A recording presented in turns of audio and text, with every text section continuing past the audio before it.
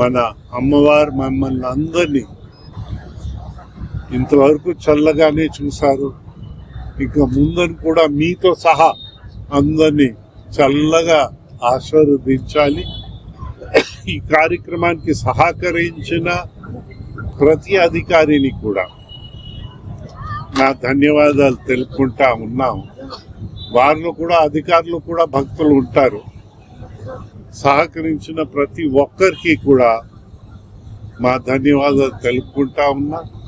అయితే నాకు ఒక వ్యక్తిగతంగా ఒక లాభము అనుకోకుండా కలిగింది. 75 సంవత్సరాల వయసు నేను రేపు అవుతున్నాను. 75 సంవత్సరాల వయసు లోపల ఇది ఎప్పుడో జరగవలసిన కార్యక్రమము. దీనికి అడ్డు తగిలి మా పుట్టినరోజుకి మాకు ఒక కానుక అందించిన పెద్దలు కూడా మా ధన్యవాదాలు కూడా తెలుపుతా ఉన్నాము. దాంట్లో వారు ఎంత మూర్ఖత్వం వహించిన ఆ దేవుడు వారిని క్షమించాలని మేమందరు కలిసికట్టుగా మన రాష్ట్రాన్ని మన దేశాన్ని ఎవరికి తక్కువ లేకుండా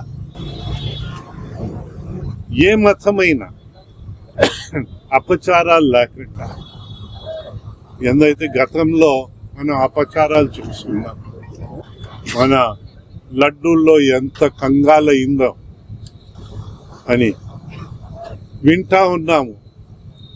జంతుకోలేదని కొందరు మూర్ఖులు, రసాయనాలే ఉన్నాయని ఇలాగా వారికి కొందరు ఉన్నారు.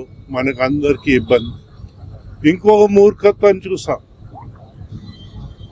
బహుశా కసాయి వాళ్ళు కూడా హృదయం ఉంటుంది, కొన్ని ప్రభుత్వాలకి అది కూడా లేదు. గోవుల్ని మన గోశాలలో నిర్మానుష్యం అనాలా ఏమనాలి, అమానుషంగా అంటే రాక్షసుడు కూడా కొంచెం హృదయం ఉంటుంది. వీరికి అది కూడా లేకుండా సంపడం, ఇవన్నీ మనం అందరూ అనుభవించున్నాం.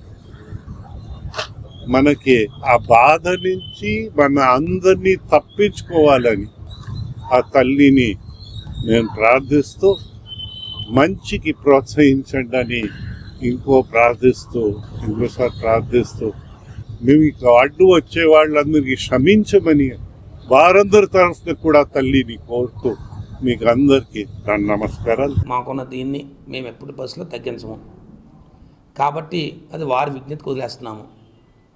వారు ఆ మాట మాట్లాడవచ్చా లేదా అన్నది. ఎందుకంటే లడ్డు వివాదం అనేది రాజకీయ వివాదం అనేది కింద నుంచి మీద దాకా ఇది రాజకీయ సుప్రీంకోర్టు వరకు చెప్పింది. సుప్రీంకోర్టు కూడా చెప్పింది దీని మీద.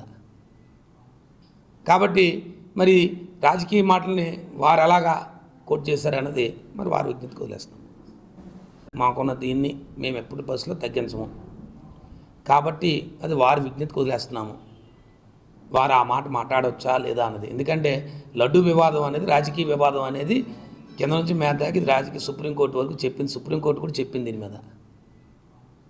కాబట్టి మరి రాజకీయ మాటల్ని వారు ఎలాగా కోట్ చేశారన్నది మరి వారి విజ్ఞతకు వదిలేస్తాం.